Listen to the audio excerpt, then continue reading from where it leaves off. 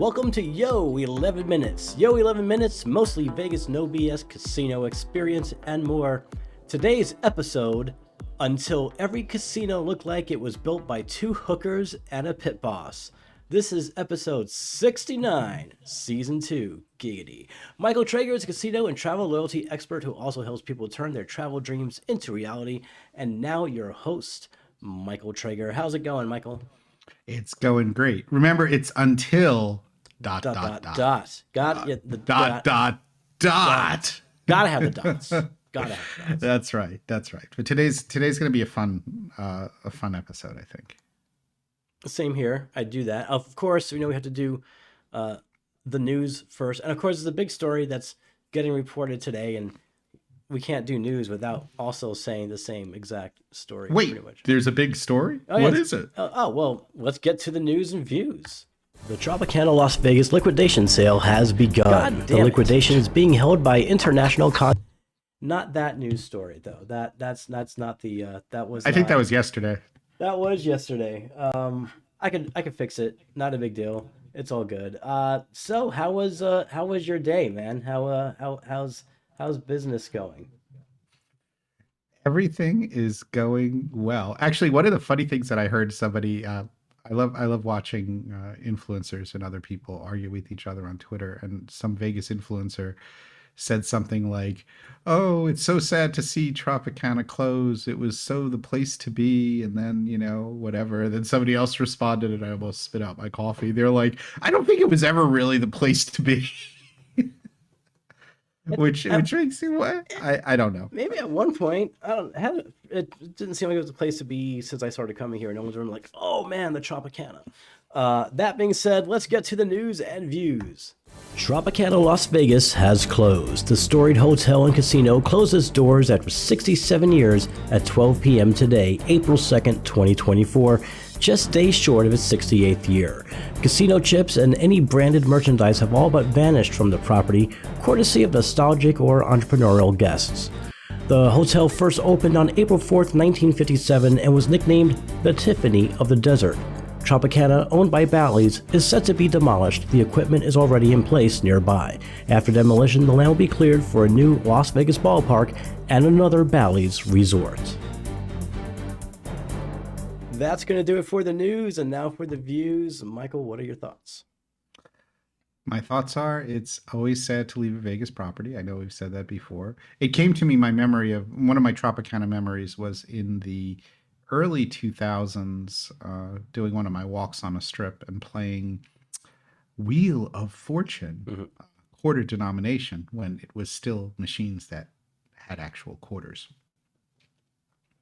Did you win anything? Yes, that's the best part of the story. Is I hit the Wheel of Fortune bonus and I got the 1,000 quarter. Nice. Wait, 1,000 quarters. That's $250, right? Yeah, I think so. I can't tell you. I'm pretty sure it actually dispensed the 1,000 quarters. It was a lot of quarters. It was either that or whatever.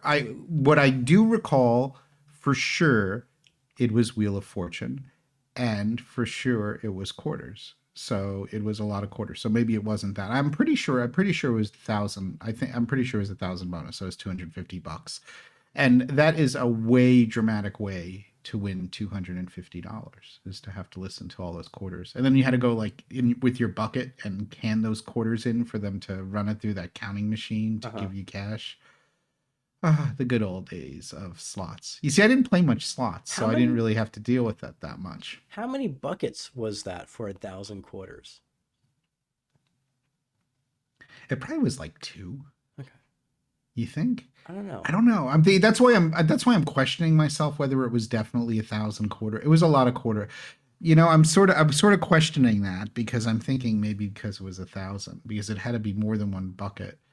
Also, those machines did have like a limit on what they would dispense, but I don't know. Maybe it was like 500, and I just thought of it as 1,000 because that would be the bonuses on wheel. I mean, the wheel would have like 500, 1,000. It would have a couple of different ones. I don't remember.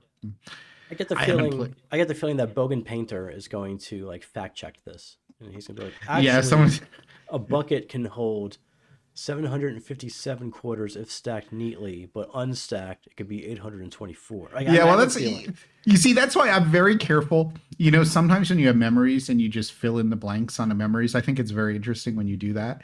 And in this case, I filled in the blank. I knew it was Wheel of Fortune and I knew it was quarters, and I remember the whole process of like having to hand the quarters in to get the cash.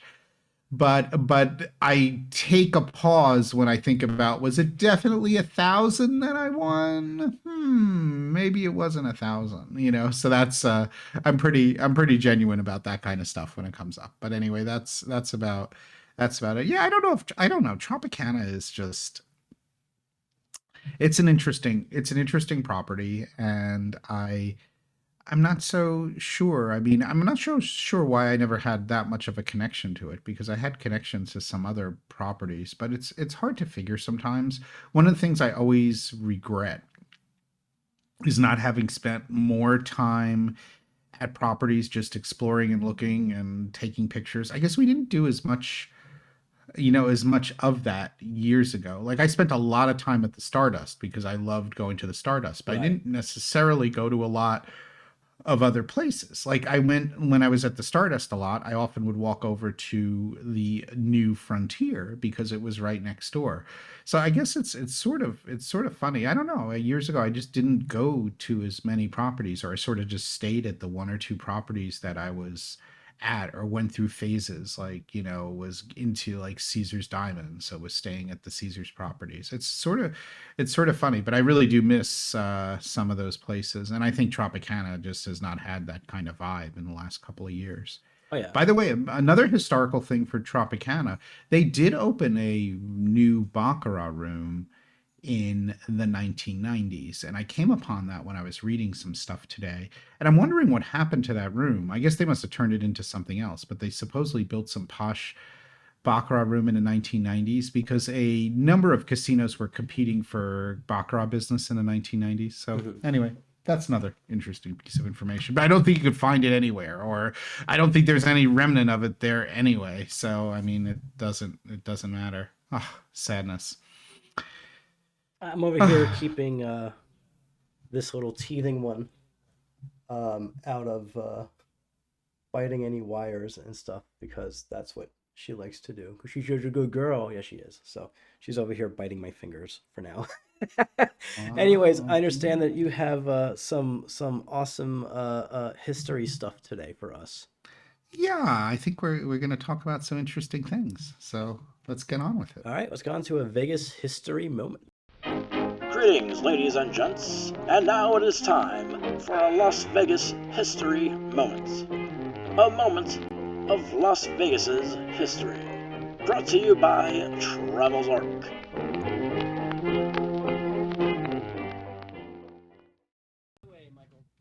No problem. Well, the until dot dot dot is really until Mirage. And that is the big change. And it's really Wynn, Roger Thomas, and Mirage. Goodness, I'm changed the design of casinos. And prior to Mirage, almost every casino was based on the design philosophy of Bill Friedman. I think some of these, even if you didn't know who this guy Bill Friedman was, who I didn't really know much about him, he had a design philosophy with 13 rules. And those principles, and I'll run through them really quickly because it's interesting, and some of it'll come, or at least I think it's interesting, and some of it'll come to mind. Principle one was a physically segmented casino beats a completely open barn. Principle two is gambling equipment immediately inside a casino entrance beats vacant raised entrance landings. Principle three was short lines of sight beat extensive visible depth. Principle four, the maze layout beats long, wide, straight passageways and aisles. Principle five is a compact and congested gambling equipment layout beats a vacant and spacious floor layout. Sort of interesting when you think about that. I also like Principle six was an organized gambling equipment layout with focal points of interest beats a floor layout that lacks a sense of organization.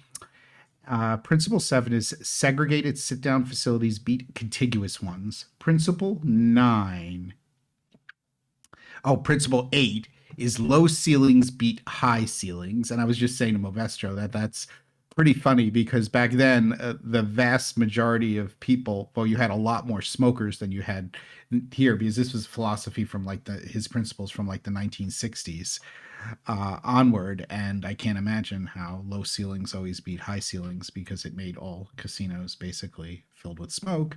Principle 9, gambling equipment as the decor beats impressive and memorable decorations.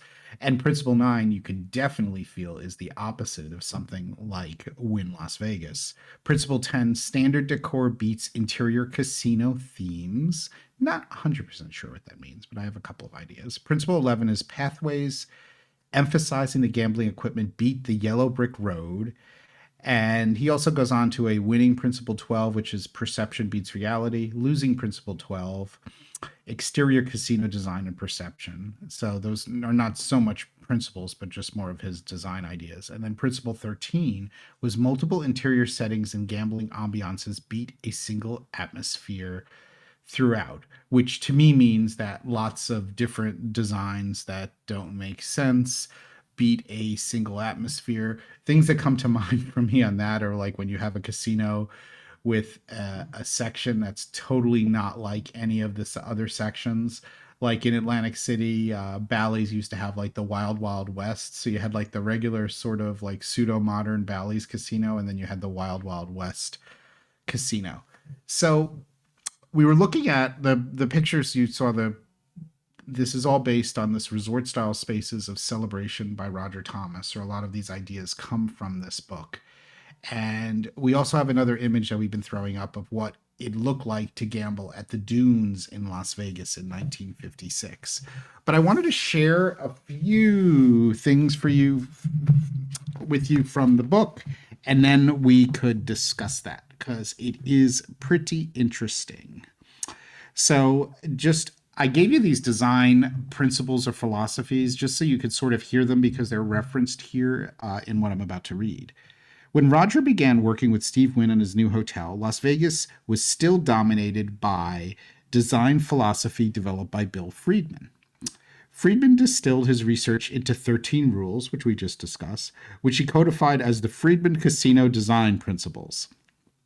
Friedman, for instance, advocated extensive use of low, blacked-out ceilings, principle 8, low ceilings beat high ceilings, and insisted that the slot machines be arranged in a confusing labyrinth, principle 4, the maze layout beats long, wide, straight passageways and aisles.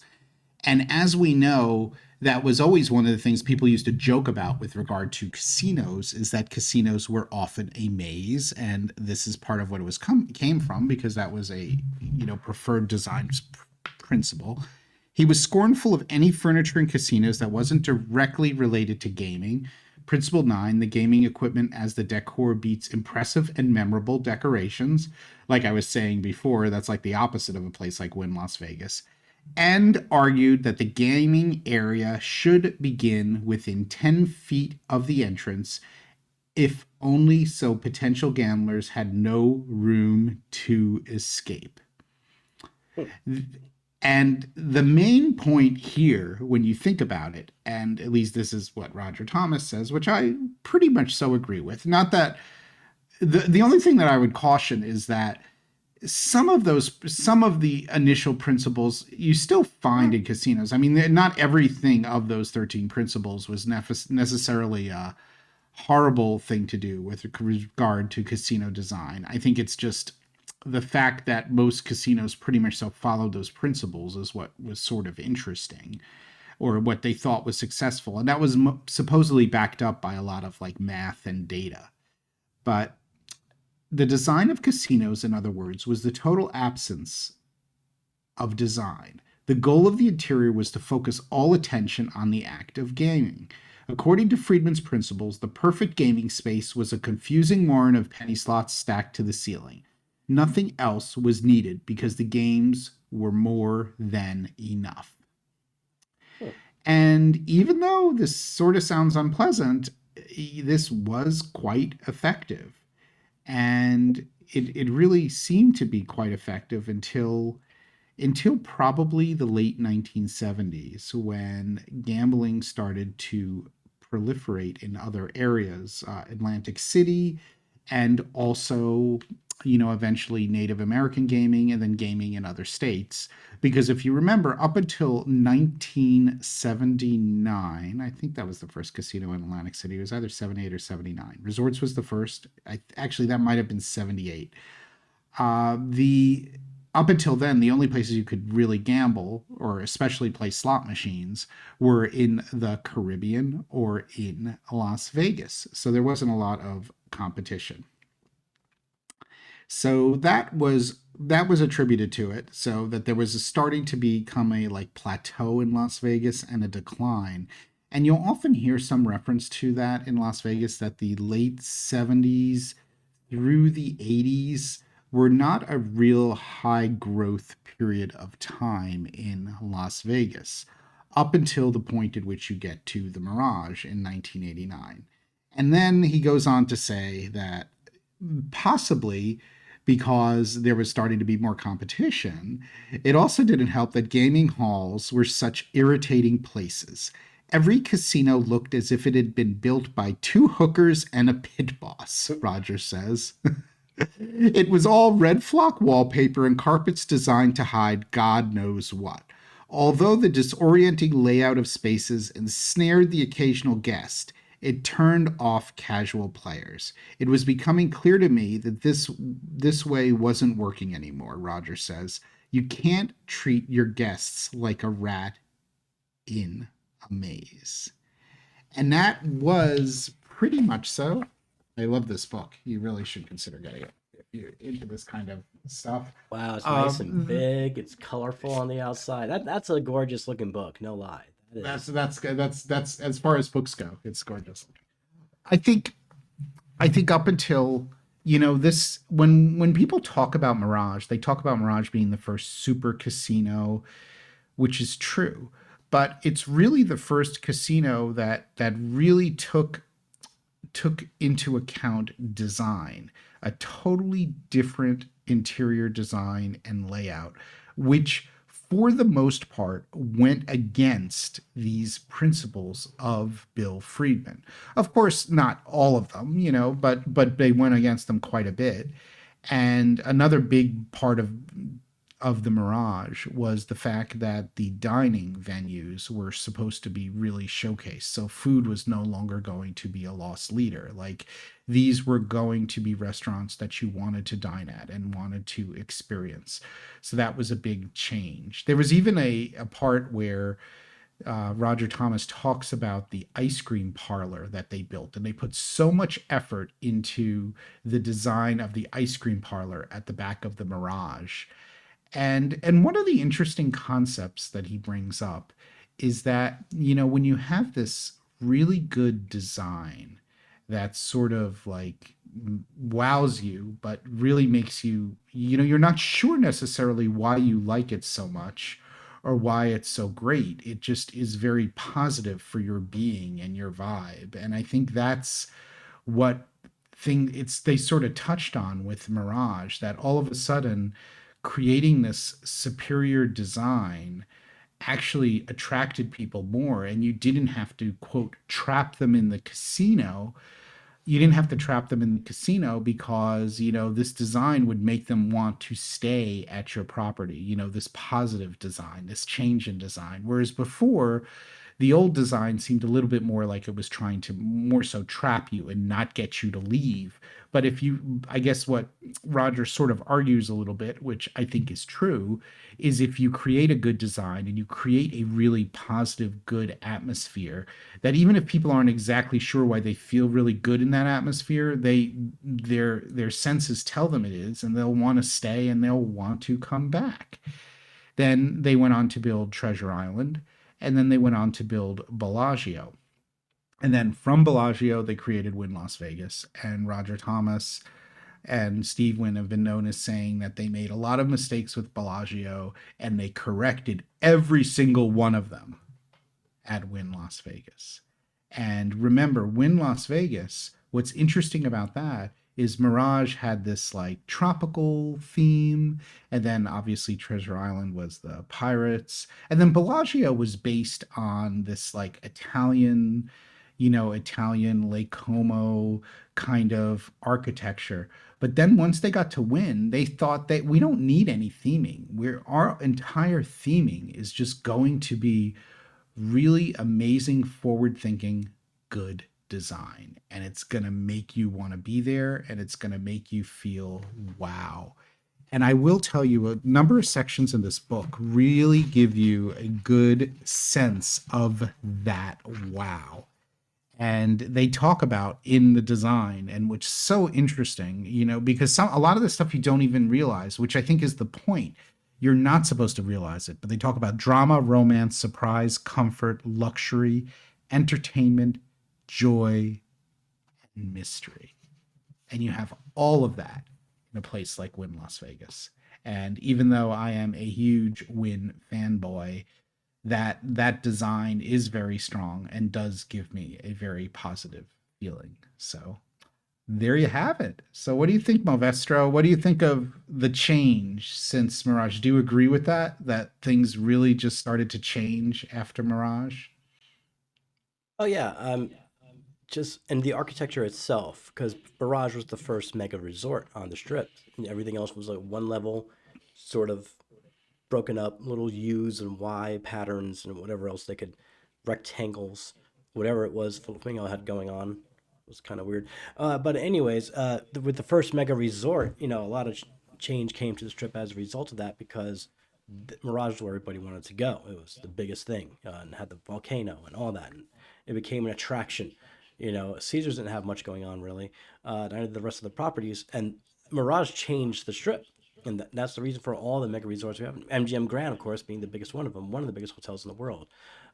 So absolutely, I think that Mirage definitely changed it, changed progress for the strip. It's interesting now though, because with the Tropicana closing today, right, to become a baseball stadium, you know, it's like, how is that going to change the strip? Is what I'm wondering. Like, what's it going to look like 10 years from now, 20 years from now?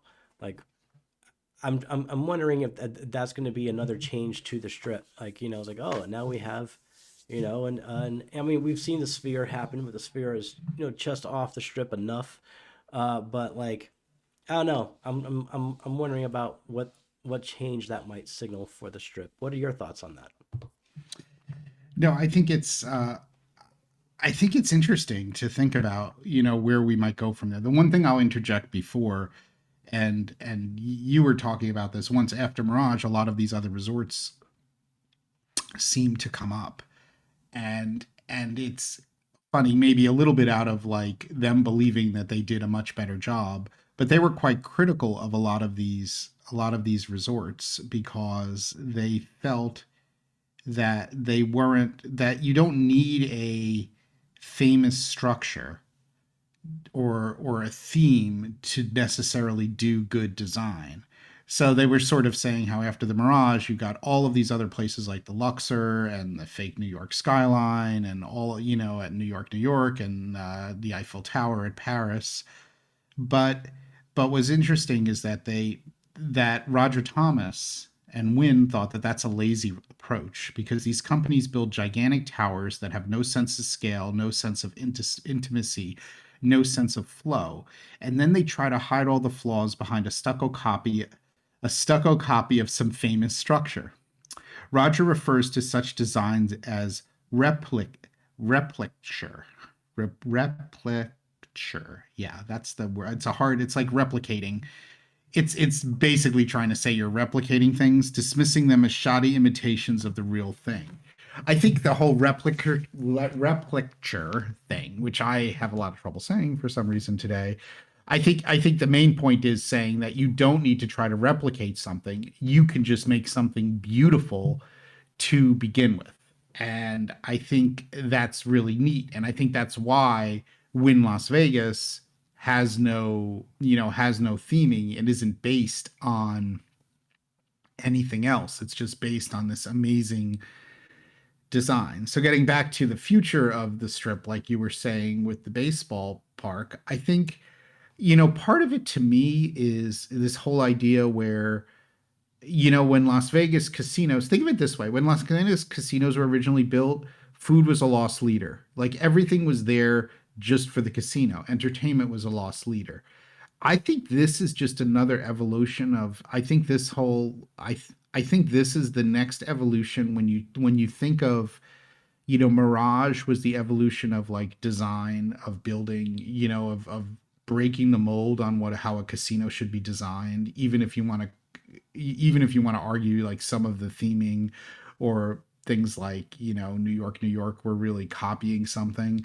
It still was it was a completely new design, and of course it wasn't following all of Bill Friedman's principles. I think this next stage is really like the sort of like the sports entertainment stage of Las Vegas, where all of a sudden, when entertainment used to also be something else that was meant there to draw in gamblers. I think this whole idea of all these stadiums and all of these places built for people to come to Las Vegas to enjoy sports or events is a totally different kind of view of Las Vegas. And what I think is also interesting about that is all of these things are outside of the casino. They're not even in the casino. So we could have argued before that, the restaurants at Mirage were still in the property of the Mirage, but now you have a baseball stadium, you have Allegiant Stadium, you've got all of these different venues which are no longer inside of the casino. And I think part of that is because gambling, overall gambling revenue isn't the only thing that's drawing people to Las Vegas.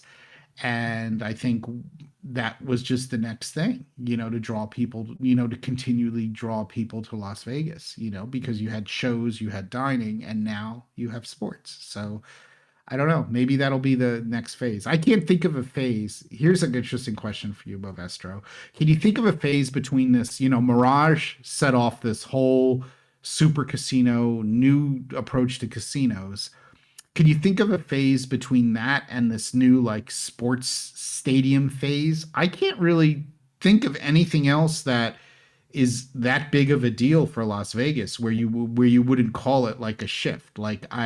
Mirage was a definitive shift. Like everything changed after Mirage with regard to the casinos that we see today. What we view as a casino today would not be what we view as a casino today if not for Mirage. Or shall we say the casinos we view today are all based off of the Mirage in some way. So the question becomes, what was the next shift? And I think it's the sports stadiums shift, but I don't know. I'd be happy to hear if someone thought there was something else. Yeah, we gotta, we gotta get an NBA team. We still have other sports that Vegas is trying to get. I don't know. I don't think it'll be a strip full of sports arenas necessarily, but it's kind of it's just interesting that it's going on the freaking strip itself. It's just I don't know. It concerns me for some reason. I don't know what that's Yeah, about. but think all of these. If you look at Allegiant, if you look at the new baseball stadium, and you look at where the T-Mobile. Golden Knights are, yeah, Yep. T-Mobile. I was losing my mind there. Those are all pretty close to. Obviously, the baseball stadium's the closest to the Strip. T-Mobile's really pretty close, right? That's right there at Yep. Park MGM. And okay, Allegiant, it's not as close, but it's hella walking distance to Luxor and Mandalay Bay. Like I would all call them all on the Strip. Whereas it used to be like Thomas and Mack or something. Like that's like sort of further. I mean, it's not the same. Like you can't really walk there. So I agree with you. Obviously, it's not going to be like all stadiums on the Strip, but how many stadiums? This whole sports thing is just incredible. I don't know. I mean, I think it's truly the next phase of Las Vegas that nobody could have necessarily predicted. Uh, I mean, but also it wasn't there for a long time because you wouldn't have been able to wager on the sports teams that were in Las Vegas. That would have been a very controversial thing. And then all of a sudden that changed, right? I Yeah. mean, I think the idea of having sports in Las Vegas was great, but then there was this issue with the sports betting. Well, you only had sports betting pretty much so in Nevada, and then there would have been regulatory issues of sports betting in Nevada, where they wouldn't have wanted you to be able to bet on games that were in Las Vegas. I'm thinking that that's probably because the whole regulatory thing was just so different. Now, like sports betting is everywhere, so it doesn't matter. Like it's like nobody seems as worried about it, which they shouldn't be. But I don't know. It's the next. It gets you thinking like what'll be the next phase of Las Vegas after this. You know, that's it does change the entire flow of the strip having it's crazy. It is actually crazy. I guess if it does, is the baseball, I mean, is there any chance that this baseball stadium might not happen? Oh, I don't know, man. According to news and everything else, yeah. But things get announced. I mean, it's not uncommon for something to be announced and construction to get underway, and then that construction stops, and then we wait around, and then 20 years later we get Fontainebleau. So, Resorts World went through their thing too, right? That wasn't always going to be Resorts World. Vegas has a history of things that get announced but don't necessarily come to fruition. So that being said, it can go either way. I mean, from what I understand, the funding is there, but I don't know. Anything can happen. Tell you what, if it does happen, you and I both will get tickets. We'll go to opening day, for the Las Vegas A's home game, and we'll have a blast. But we'll see if it happens. It could. It might not. It might. Yeah, I mean, I have the same feeling you do. Like it seems like it's very well developed and well funded. Like at first I wasn't so sure, but now it seems that way. But who knows? I mean, what's going to like obviously Fontainebleau opening. Like I still sometimes I even like think about Fontainebleau. You're like, wow, that really opened. Wow, I can't believe that. Like, wow, it just sort of came out of nowhere. Well, because wasn't it, remember there was going to be the Drew, it was going to be so many different hotels. It was like, so it had all these, it was going to be the Drew, and it was by the Drew with Marriott and everything. It was like construction, and it just, I think you start sometimes, I think what happens, I mean, and one of the reasons why I wasn't that excited about Fontainebleau is I think maybe, and probably the same thing with Resorts World. It just seemed to be delayed and started and delayed so much that you're finally like, okay, let this thing like I'll be happy when it's open, but I'm not as excited because it's like sort of missed its dates. So I'm not sure if I should get excited about something that might not happen. So it'll be interesting. All right, but we need to eventually argue about whether this design thing is true. But I think it is. I think it was a very bold. I think it was a very bold shift that changed Las Vegas. I mean, it would have happened, I think, eventually. But I think that the Mirage just really moved Las Vegas ahead. At a point, it needed to really move ahead. It needed that. Like Las Vegas needed Mirage, and it got exactly what it needed. And I'm sticking to that. Right. Before we get going, do you have any closing remarks or anything on your mind? Nah, we said enough today. But I'm curious what other people think. I'm most curious, honestly. I'm thinking about this a lot now. If this Mirage, you've got this Mirage point in Las Vegas history. Is it the sports? Is it the sports era? Is that it? And I think it is. I think when we look back in 10 or 20 years. You know what? Maybe it'll just be like somebody will, decide to just make the world's largest sports book, but like huge, not like the one at Circa, but huger, like an entire property that's only a sports book, and they could call it Mega Book. And it'll just, you walk in, it's just sports book all over the place. Like nice, big, fancy sports book. Maybe different levels, different economy sizes, per area. But like just a giant ass sport. Because sports is the thing, right? Sports betting is the thing. And the thing, just to have a giant ass sports book that serves great damn food, brought directly to you. All the screens you can imagine, customizations, options, things like that. And just like take Circa's sportsbook, marry it to the one that's at is it the Hilton? No, what's that other the other one, the other big Superbook, the other big Meltzer. The Superbooks at well, it was the Hilton. It's the Westgate. Westgate, right. Take those two. Well, you know, marry them. this is a point though. This is very interesting. When Circa first opened, and I said this is an amazing concept of what they did with Stadium Swim, and also like the world's largest sports book.